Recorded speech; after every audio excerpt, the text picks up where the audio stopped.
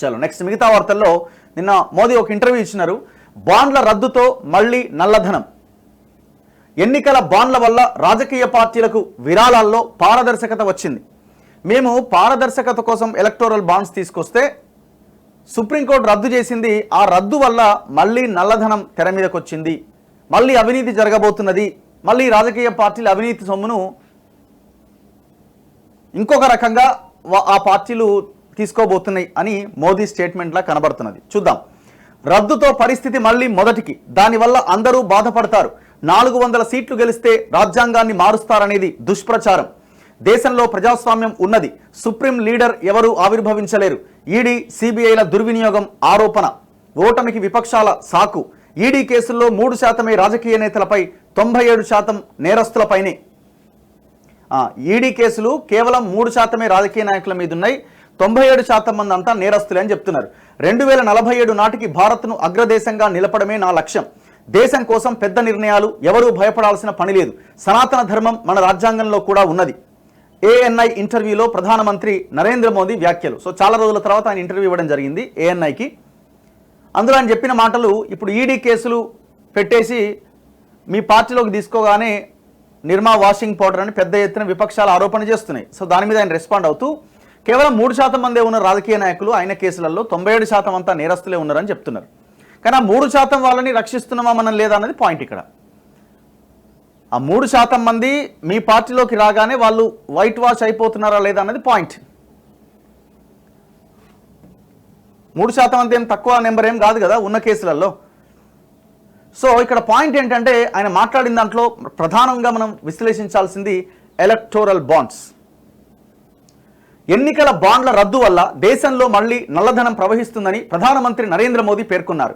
బాండ్ల వల్ల ఎన్నికల విరాళాలకు సంబంధించి పారదర్శకత వచ్చిందని, ఇప్పుడు ఆ పరిస్థితి లేకుండా పోయిందన్నారు. కార్పొరేట్ కంపెనీలను ఈడీ సిబిఐలతో బెదిరించి బీజేపీకి విరాళాలు ఇప్పించుకున్నారనే ఆరోపణలో నిజం లేదన్నారు. లోక్సభ ఎన్నికల్లో బీజేపీ సారథ్యంలోని ఎన్డీఏకు 400 సీట్లు లభిస్తే రాజ్యాంగాన్ని మారుస్తుందంటూ విపక్షాలు దుష్ప్రచారం చేస్తున్నాయని మోదీ మండిపడ్డారు. దేశంలో క్షేత్రస్థాయిలో ప్రజాస్వామ్య వ్యవస్థ వేళ్లూనుకొని ఉందని, అటువంటప్పుడు ప్రజాస్వామ్యానికే ప్రమాదకారిగా మారే ఓ సుప్రీం లీడర్ ఆవిర్భవించే పరిస్థితే తలెత్తదన్నారు. సోమవారం ఏఎన్ఐ వార్తా సంస్థ ఎడిటర్ స్మితా ప్రకాష్కు ప్రధాని మోదీ ఇంటర్వ్యూ ఇచ్చారు. పలు అంశాలపైన సవివరంగా మాట్లాడారు. బీజేపీ 400 సీట్లు గెలిస్తే దేశ రాజ్యాంగాన్ని మారుస్తుందని ప్రతిపక్షాలు చేస్తున్న ఆరోపణలను మోదీ ఖండించారు. ప్రతిపక్షాలు కుటిలంగా ఆలోచించి దాన్ని దేశంలో చలామణి చేయాలని అనుకుంటున్నాయి. ఎన్నికల బాండ్ల వల్ల నిధులు పారదర్శకంగా ఏ పార్టీలకు అందినాయో స్పష్టంగా తెలుస్తుందని, ఎన్నికల బాండ్లు లేకపోతే ఆ పరిస్థితి ఉండదని, మళ్లీ దేశాన్ని నల్లధనం వైపు తీసుకెళ్లామని ఆందోళన వ్యక్తం చేశారు. డబ్బులు ఎక్కడి నుంచి వచ్చాయో, ఎవరికి వెళ్లాయో తెలిసే పరిస్థితే ఉండదని, దీనివల్ల అందరూ బాధపడే రోజు వస్తుందన్నారు. కార్పొరేట్ కంపెనీలను ఈడీ సిబిఐలతో బెదిరించి బీజేపీకి విరాళాలు ఇచ్చేలా చేశారన్న ఆరోపణలను మోదీ ఖండించారు. మొత్తం 3000 కంపెనీలు ఎలక్టోరల్ బాండ్లు కొంటే వాటిలో 26 కంపెనీల మీద మాత్రమే దర్యాప్తు జరిగిందని, సదరు సంస్థలు ఇచ్చిన విరాళాల్లో 37% మాత్రమే బీజేపీకి వచ్చాయని, 63% బీజేపీయేతర పార్టీలకు వెళ్లాయని చెప్పారు. ఇక్కడ పాయింట్ ఏంటంటే ఏ రాజకీయ పార్టీకి ఎన్ని వెళ్ళినాయి అన్నది ఒక పాయింట్ మాత్రమే, ఒక భాగం మాత్రమే. అందులో 37% మీకు కూడా వచ్చినాయి అన్నది పెద్ద అమౌంటే కదా. అది కూడా ఇప్పుడు ఒక పార్టీనే ఇక్కడ ఎవరు మాట్లాడితే అన్ని పార్టీల గురించి మాట్లాడుతున్నాం. మాలాంటి వాళ్ళం అన్ని పార్టీలు ఎలక్టోరల్ బాండ్స్ రూపంలో ప్రజల ద్వారా దోపిడీ చేసిన సొమ్ముని మీ పార్టీలకు విరాళాలుగా ఇస్తుంటే, ఇది అవినీతి కాకపోతే, ఇది దేశంలో అతిపెద్ద కుంభకోణం కాకపోతే ఏమవుతుంది? మెగా కృష్ణారెడ్డి బీజేపీకి 600 కోట్లు ఇచ్చిండు, 580 కోట్ల చిల్లర. మెగా కృష్ణారెడ్డి కాంగ్రెస్కి ఇచ్చిండు, ఎన్నో కోట్లు కాంగ్రెస్కి ఇచ్చిండు, 200 కోట్లు బీఆర్ఎస్కి ఇచ్చిండు. కాంగ్రెస్కి అఫీషియల్గా కొంత ఇచ్చిండు, అనఫీషియల్గా కూడా కోట్ల రూపాయలు ఇచ్చిండు, అందరికి ఇచ్చిండు అనఫీషియల్గా. మరి మెగా కృష్ణారెడ్డి పారదర్శకంగా సంపాదించిన సొమ్మ? Simple question, basic question. ఇంకోడో ఫ్యూచర్ గేమింగ్గా ఇంకోడో వాడు 1000 కోట్లకు పైన పంచిండు, వాడేమైనా పారదర్శకంగా ఇచ్చిన? వాడి మీద ఈడీ కేసులు ఉన్నాయి. అరబిందో ఫార్మా వాడి మీద ఈడీ కేసులు ఉన్నాయి. లిక్కర్ సారా దందాలో ఉన్నాడు, వాడు ఎలక్టోరల్ బాండ్స్ రూపంలో డబ్బులు ఇచ్చిండు. కైటెక్స్ గార్మెంట్స్ అనే కంపెనీ ఇక్కడ వరంగల్ టెక్స్టైల్ పార్క్లో భూములని వాళ్ళకి కట్టబెట్టడం వల్ల టీఆర్ఎస్ పార్టీకి 25 కోట్లు ఇచ్చారు. ఇప్పుడు ఈ ఫార్మా కంపెనీలు ఎక్స్క్లూజివ్గా మెగా కృష్ణారెడ్డి గురించే మాట్లాడదు. ఎందుకంటే అత్యధిక డబ్బులు ఇచ్చిన దాంట్లో మెగా కృష్ణారెడ్డి టాప్ 2లో ఉన్నాడు. మరి మెగా కృష్ణారెడ్డి స్వచ్ఛంగా సంపాదించిన సొమ్ము నుంచి మీకు ఆ డబ్బులు ఇచ్చిండా? ఎలక్టోరల్ బాండ్స్ రూపంలో డబ్బులు తీసుకోవడం అన్నది పారదర్శకమని మీరు అంటున్నారు కదా, వచ్చిన సొమ్మంతా పారదర్శకంగా వచ్చిందా? ప్రజలను దోపిడీ చేయడం ద్వారా వాడు ఆ కాంట్రాక్టర్ మీకు కట్టబెట్టిండా? Simple question. ఇంతకు మించిన ఎగ్జాంపుల్ ఏం కావాలా? ఎట్లా ఇది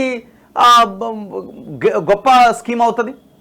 ఇది గొప్ప స్కీమ్ కాదు కాబట్టే దేశ అత్యున్నత న్యాయస్థానం సుప్రీంకోర్టు ఈ ఎలక్టోరల్ బాండ్స్ని రద్దు చేస్తూ నిర్ణయం తీసుకుంది. ఇమీడియట్గా ఎస్బీఐకి ఆర్డర్స్ ఇచ్చింది. ఎవరెవరైతే ఏ పార్టీ అయితే డబ్బులు తీసుకున్నదో ఎలక్టోరల్ బాండ్స్ రూపంలో అన్ని డీటెయిల్స్ని మీరు పబ్లిక్ డొమైన్లో ఎలక్షన్ కమిషన్కి ఇస్తే అది పబ్లిక్ డొమైన్లో పెట్టాలి అని. అదే జరిగింది. వాస్తవాలన్నీ బయటకు వచ్చినాయి, దొంగలంతా బయటకు వచ్చినారు. ఇప్పుడు ఇది కుంభకోణం కాకపోతే ఏంటి? అధికారంలో ఉన్నవాడికి కొంత ఎక్కువ డబ్బు వచ్చింది, ఎందుకంటే భయపడతారు కదా కాంట్రాక్టర్ ఆర్ సంథింగ్ తప్పు చేసినాడు. వాడు భయపడి ఇంకొక 10 కోట్లు 20 కోట్లు 100 కోట్లు ఎక్కువ ఇచ్చిండు. ప్రతిపక్ష పార్టీ వీళ్ళకి ఏం కాదు, నాకు పవర్లు ఉన్నోడికి ఎక్కువనే ఇచ్చింది కదని చెప్పి వానికి 500 600 ఇస్తే వీనికి ఎంతో కొంత వీనికి ఇచ్చిండు. ఎక్కడ కాంట్రాక్ట్స్ చేస్తే అక్కడ ఆ గవర్నమెంట్స్ ఉంటే వాళ్ళకి బాండ్స్ రూపంలో డబ్బులు ఇచ్చినారు. ఎక్కడి నుంచి వచ్చిన ఈ డబ్బులంతా? జనాన్ని దోపిడీ చేస్తే ఈ దేశ సంపదని కొల్లగొడితే వచ్చిన డబ్బులు ఇవన్నీ. మరి ఎలక్టోరల్ బాండ్స్ రూపంలో మీరు తీసుకున్నప్పుడు అవినీతి సొమ్ము కాదా? తీసుకున్న సొమ్ము మొత్తం వ్యవహారం కుంభకోణం కాదా? ఒక్కసారి ఆలోచించండి. తొలిసారి ఓటు వేసే యువతీ యువకుల ఆకాంక్షలను అది పూర్తిగా ధ్వంసం చేస్తుందని, 25 ఏళ్లలోపు యువత భవిష్యత్తును నాశనం చేస్తున్నది విమర్శించారు. తన హయాంలో యువత జీవితాలు మెరుగుపడ్డాయని, ఆర్థికంగా నష్టం వస్తున్నా డేటాను తక్కువ ధరకు అందిస్తున్నామని, దీనివల్ల దేశంలో యువత డిజిటల్ విప్లవం తీసుకొస్తోందన్నారు. వచ్చే 25 ఏళ్ల దేశ భవిష్యత్తును దృష్టిలో పెట్టుకుని ఓటేయాలని పిలుపునిచ్చారు. ఈడీ సిబిఐ దుర్వినియోగం అబద్ధం. ఈడీ సిబిఐ వంటి సంస్థలు బీజేపీ చెప్పినట్లుగా పనిచేస్తున్నాయని, ఈవీఎంలను కూడా దుర్వినియోగపరిచే ప్రయత్నాలు జరుగుతున్నాయన్న ప్రతిపక్షాల ఆరోపణలను మోదీ కొట్టిపారేశారు. వచ్చే లోక్సభ ఎన్నికల్లో తమ ఓటమికి ప్రతిపక్షాలు ఈ విధంగా కారణాలు వెతుక్కుంటున్నాయని ఎద్దేవా చేశారు. ఈడీ సిబిఐకి సంబంధించిన ఏ చట్టాలను తమ ప్రభుత్వం చేయలేదని, అవన్నీ కాంగ్రెస్ హయాంలో రూపొందించినవి అని చెప్పారు. ఈడీ పెట్టిన కేసుల్లో 3% మాత్రమే రాజకీయ నాయకులపై నమోదయ్యాయని, మిగిలిన 97% కేసులు రాజకీయాలకు సంబంధించని వారి మీద ఉన్నాయని స్పష్టం చేశారు. 2014కి ముందు ఈడీ 34 కోట్ల నగదును మాత్రమే స్వాధీనం చేసుకుందని, గత 10 సంవత్సరాల్లో ఈ మొత్తం 2200 కోట్లకు పెరిగిందన్నారు. గతంలో ఎన్నికల సంఘం కమిషనర్ల నియామకాలు పూర్తిగా ప్రధానమంత్రి విచక్షణ మేరకు జరిగేవని, దాన్ని మార్చి ప్రతిపక్షానికి కూడా తాము చోటు కల్పించామని మోదీ గుర్తు చేశారు.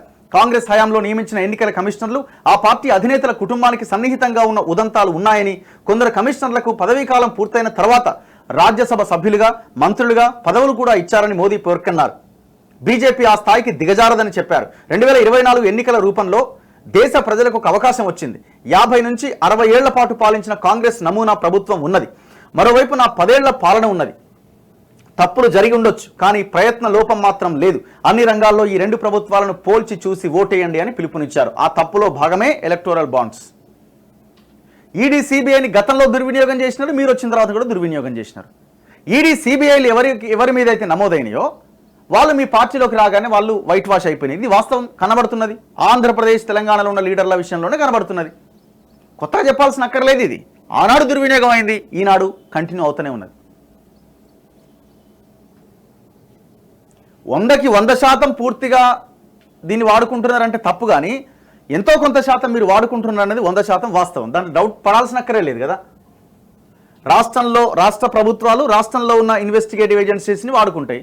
కేంద్రంలో ఉన్న ప్రభుత్వం కేంద్రంలో ఉన్న ఇన్వెస్టిగేటివ్ ఏజెన్సీస్ని వాడుకొని వాళ్ళు వాళ్ళ రాజకీయాన్ని నడుపుతూ ఉంటారు.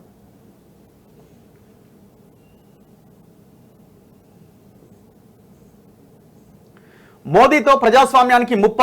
మోదీ ఎంత శక్తిమంతుడైతే దేశంలో ప్రజాస్వామ్యానికి అంత ప్రమాదం అన్న విమర్శ పైన మీరు ఏమంటారంటే, ఆయన ఏమంటుండు, దేశంలో 6 లక్షల పంచాయతీలు ఉన్నాయి. వాటికి ఎన్నికైన ప్రజాప్రతినిధులు పాలిస్తూ ఉంటారు. ఎన్నో రాష్ట్రాలు, ఎన్నెన్నో పార్టీల ప్రభుత్వాలు అధికారంలో ఉన్నాయి. ఇంత జరుగుతున్నా కూడా భారతదేశంలో ఒక సుప్రీం లీడర్ ఆవిర్భవిస్తున్నాడు అని ఎవరైనా అంటే అలా అనేవారు అజ్ఞానులు అని నా అభిప్రాయం. ఆయన చెప్తున్నారనమాట వాళ్ళు అడిగిన క్వశ్చన్కి. ఎన్నికలు కాగానే పెద్ద నిర్ణయాలట. 2047 కల్లా దేశాన్ని అగ్రరాజ్యంగా మార్చడమే తన లక్ష్యమని, ఇది మొత్తం దేశ ప్రజల ఆకాంక్ష అని మోదీ తెలిపారు. దీనికోసం ఒక్క నిమిషం కూడా వృధా చేయదలుచుకోలేదని, అందుకనే ఎన్నికలకు ముందు నుంచే దీనిపై పనిచేస్తున్నానన్నారు. 3వ సారి అధికారంలోకి రాగానే తొలి 100 రోజుల్లో చేపట్టాల్సిన పనుల గురించి ఇప్పటికే కసరత్తు జరిపామని గుర్తు చేస్తూ 2019లో కూడా ఎన్నికలకు ముందే ఈ పని చేశామన్నారు. ఎన్నికలైన తొలి 100 రోజుల్లోనే ఆర్టికల్ 370 రద్దు, ట్రిపుల్ తలాక్ పైన నిషేధం వంటి నిర్ణయాలు తీసుకున్నాం. ఈసారి కూడా పెద్ద నిర్ణయాలు ఉంటాయి. దేశాన్ని సమగ్రంగా అభివృద్ధి చేయాలనే ఉద్దేశంతో తాను ఏ నిర్ణయమైనా తీసుకుంటానని ఎవరూ భయపడనక్కర్లేదని ప్రధానమంత్రి అన్నారు. జమిలీ ఎన్నికలకు తాను కట్టుబడి ఉన్నామని, దేశంలో మెజారిటీ ప్రజలు ఇందుకు మద్దతుగా ఉన్నారని అనేక సానుకూల సూచనలు చేశారన్నారు. సనాతన ధర్మంపై విషం. సనాతన ధర్మానికి వ్యతిరేకంగా డిఎంకే వంటి పార్టీలు మాట్లాడుతున్నాయి. అలాంటి విషం చిమ్మే వారితో కలిసి పనిచేయాల్సినంత అవసరం కాంగ్రెస్కు ఏముందని మోదీ ప్రశ్నించారు. రాజ్యాంగాన్ని రూపొందించినప్పుడు ప్రతి పేజీలోనూ సనాతన ధర్మం తాలూకు చిత్రాలు ముద్రించారని, రాజ్యాంగం ప్రకారమే సనాతన ధర్మం ప్రభుత్వంలో భాగమన్నారు. ఉత్తర దక్షిణ భారతాల మధ్య అగాధం ఏమీ లేదని, భారతదేశాన్ని వేర్వేరు ప్రాంతాలుగా చూడడం తెలివిమాలిన పని అని మోదీ దుయ్యబట్టారు. భారతదేశంలో అత్యధిక గ్రామాలు శ్రీరాముడి పేరుతో ఉన్న రాష్ట్రం తమిళనాడు అన్న ఆ విషయాన్ని ఎంతమందికి తెలుసని ఆయన ప్రశ్నించారు. ఐక్యరాజ్య సమితిలో అతి ప్రాచీన భాషగా తమిళానికి గుర్తింపు రావడం పట్ల హర్షం వ్యక్తం చేసింది తానే అని గుర్తు చేశారు. డిఎంకే పట్ల ప్రజల వ్యతిరేకత బీజేపీకి సానుకూలంగా మారుతోంది. తాను వివిధ రాష్ట్రాలకు వెళ్ళినప్పుడు అక్కడి సంప్రదాయాన్ని అనుసరించి దుస్తులు ధరిస్తే కూడా ప్రతిపక్షాలు తనపై విమర్శలు గుప్పించాయని, తన మీద వాటికి ఉన్న ద్వేషాన్ని చూసి ఆశ్చర్యపోయానన్నారు. దేశంలోని ప్రతి ప్రాంతం తనకు ముఖ్యం కాబట్టే G20 సదస్సు సమావేశాల్ని ఢిల్లీకే పరిమితం చేయలేదని, ప్రతి రాష్ట్రంలో వాటిని జరిపామని గుర్తు చేశారు. సమావేశాల్లో ప్రపంచ దేశాధినేతలందరినీ ఏకం చేశానని, డిక్లరేషన్ను ఏకగ్రీవంగా ఆమోదించేలా చేశామని, ఇది మొత్తం ప్రపంచాన్ని ఆశ్చర్యపరిచిందని మోదీ అన్నారు. రామ మందిరాన్ని బీజేపీ రాజకీయ ఆయుధంగా వాడుకోవట్లేదని, ప్రతిపక్షాలే ఆ పని చేశాయని మోదీ ఆరోపించారు. సో ఇట్లా నిన్న నరేంద్ర మోదీ ఇంటర్వ్యూ జరిగింది.